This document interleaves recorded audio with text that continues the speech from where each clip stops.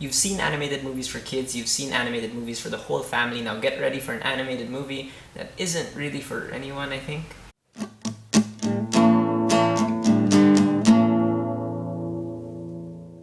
Minions is directed by Kyle Balda and Pierre Coffin, written by Brian Lynch, and features the voices of Pierre Coffin, Sandra Bullock, John Hamm, and Jeffrey Rush. And Minions is a prequel to Despicable Me, and here we get to see that throughout history, the Minions have been getting all these different evil masters, but then they always end up kind of accidentally killing their masters. But in the 70s, these three minions set out to find a new master and end up in the hands of Scarlet Overkill, the supervillain voiced by Sandra Bullock, who plans to steal the Queen's crown.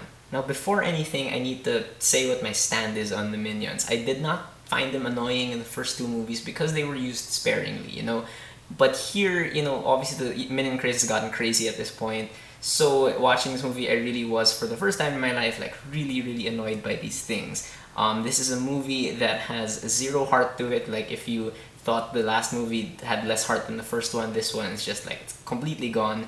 But I will say that its animation and its direction has still gotten better since the last one. So no matter what you say about the minions, no matter how much you hate them, it's undeniable that the animation here is very well done. I don't know if I keep thinking about lighting with these movies just because the production company is Illumination, but the lighting is so realistic and almost makes the film feel like it was shot on location all over the world. Like, that's really impressive. Technically speaking. Character movement also really makes the minions feel real, which is kind of terrifying now that I say it.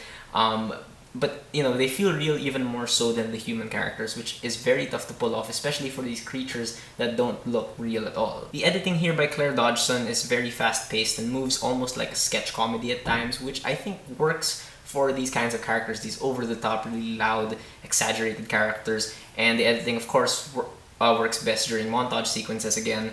It really is kind of a miracle of visual storytelling that these characters who are completely unintelligible are actually watchable. Like, you understand what they're going through, and that's thanks to clever editing. Pierre Coffin once again voices these minions, and he does a great job as usual, giving these little things like just enough emotion so we understand them even if we don't understand like a single word they're saying. And John Hamm is hilarious also as Herb Overkill, who's like Scarlet's inventor husband, and he plays the kind of over-the-top character you can get behind. Unlike Kristen Wiig's character in the second movie, like, he's not in this movie that much, so like whenever he's there, he really does kind of lighten up the screen without really overstaying his welcome. And the directors Kyle Balda and Pierre Coffin really kind of throw realism mostly out the window, and they're clearly very self-aware about how ridiculous this whole thing is, so they managed to strike this really cool tone at times that's so bizarre and darkly funny that actually really worked for me. I really wanted the whole movie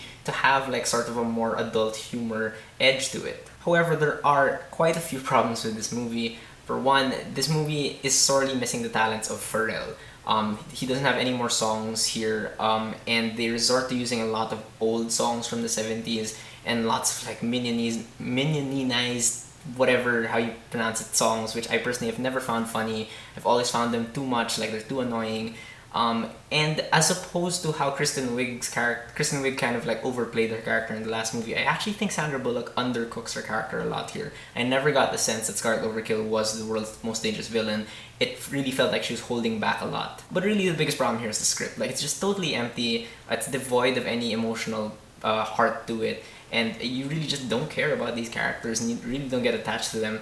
It goes to show that not all supporting characters can carry a movie, because this movie is just really plotless, there's not enough villains in it, and it's just totally unfulfilling in terms of character arcs. Like I said, you don't care about any of these characters. To add to that, like, there's narration from Jeffrey Rush, which is completely unnecessary, and it's just this weird mishmash of stuff. But I won't say that Minions is a bad movie. It is an okay movie. I'm just not the target audience for this. I'm not really sure what the target audience is. I'm not even sure if this is wholly for kids because of like some of the dark humor that's in the movie.